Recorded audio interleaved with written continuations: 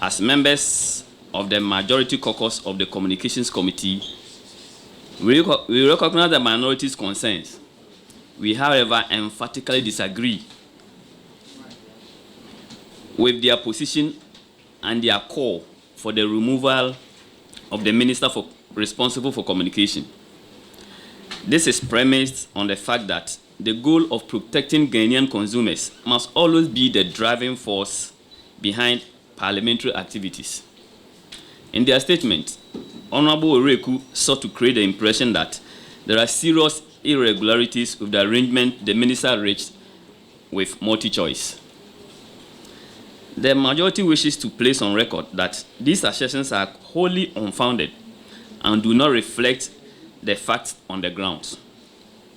There is nothing irregular about the minister's engagement with MultiChoice, and there is absolutely no justification for the call on the minister to resign.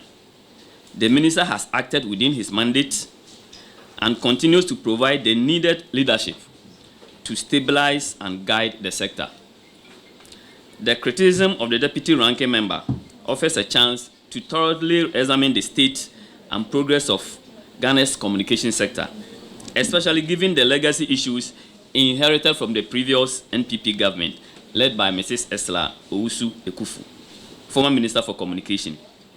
Indeed, what the minority fails to admit is that over the past 8 years, the communication space in Ghana suffered greatly from the absence of constructive dialogue between the ministry and industry players. Some of the unpopular decisions that did not inure to the benefit of the interests of Ghanaians included the following. You recall the sale of Vodafone Ghana to Telecel under very opaque circumstances. Recall the merger of Airtel and Tigo, which was aimed to create competitive telecom operator, but resulted in significant challenges, including over $10 million in losses within 8 months and ongoing financial hemorrhage of the telecom sector. The decision to award NextGen Infraco a 10-year exclusive license to deploy 5G infrastructure under highly controversial circumstances and lack of transparency, together with concerns over financial viability and absence of competitive processes. The failure to effectively implement the Ghana Rural Telephony and Digital Inclusion Project, which has resulted in over 4 million Ghanaians without telecommunication network. The Kenny GVG matter, one of the most opaque and contentious issues in the sector, has still not been conclusively addressed. These examples reflect the environment that existed under the former administration. Ghanaians have widely expressed support for the minister in his engagement with MultiChoice Africa. The initiative has received positive public recognition as it addresses previous pricing concerns where Ghanaian subscribers paid significantly more than others in comparable African markets under similar bouquets. Since he assumed office 7 months ago, the minister has demonstrated courage and patriotism, hence must be supported. Through his tireless efforts, the telecos has reduced the cost of voice and data services. We, the majority, will stand resolutely with the minister and call on Ghanaians to ignore the populist rant of the minority. The majority does not see anything wrong with the ministers asking for a price reduction, which is not against the law. It is in this context that the current administration measure, including the reduction in DSTv subscription prices, should be viewed as part of a broader effort to reset and revitalize the sector. On the specific issue of DSTv pricing, the minister acted in the supreme interest of DSTv consumers in Ghana by insisting on fairness, transparency, and affordability in pay-TV pricing.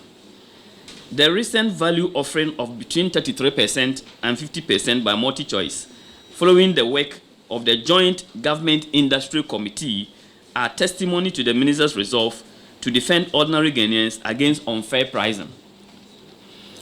This is not a scandal. It is leadership in action. It is accountability in action. The claim by the minority that the minister acted unilaterally and in a manner that weakens regulations under his watch is not just baseless, but false, dishonorable, and unbecoming of members of the August House of Parliament. It is on record that the stakeholder committee was chaired by the minister, but had several directors, one deputy director general, and the director general of NCA, the director of innovation from the Ministry of Communication, Digital Technology and Innovations, the MD and directors of MultiChoice Ghana, the group MD, and the head of governance and regulatory for Africa of Multimedia Group, of MultiChoice Group, as members of the committee. How could this be said to be a one-man show? Remember the meeting that announced the reduction in the bouquets had these people in attendance, including MultiChoice.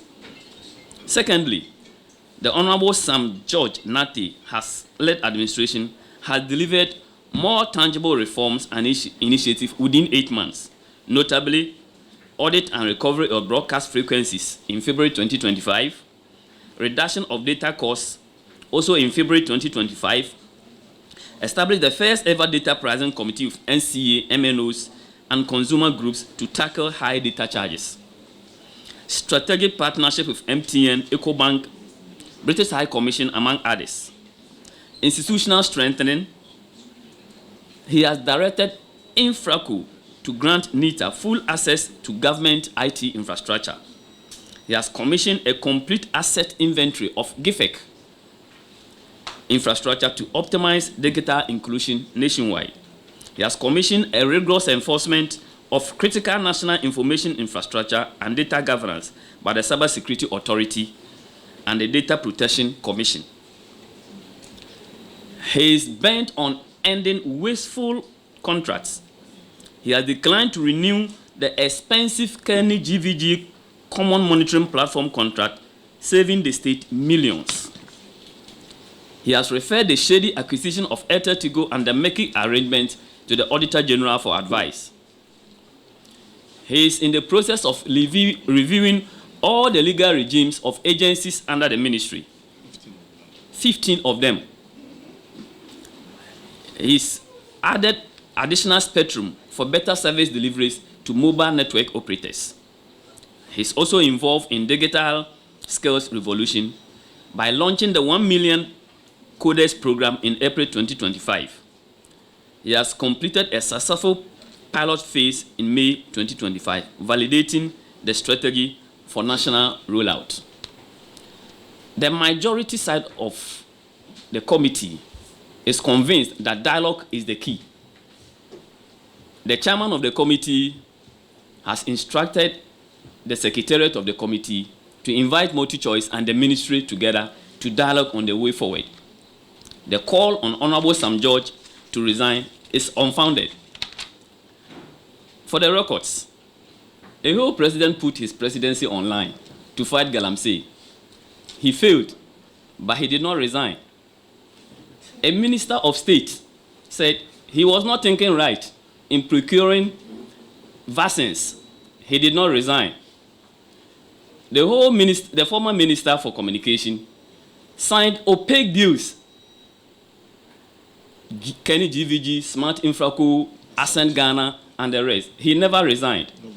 Nobody called on him to resign. How do you call on a minister who has achieved such in just a little over 8 months to resign? We call on Ghanaians to disregard the call on the minister to resign and rally behind him in his attempt to look for better deals in the communication space. Thank you very much for your attention.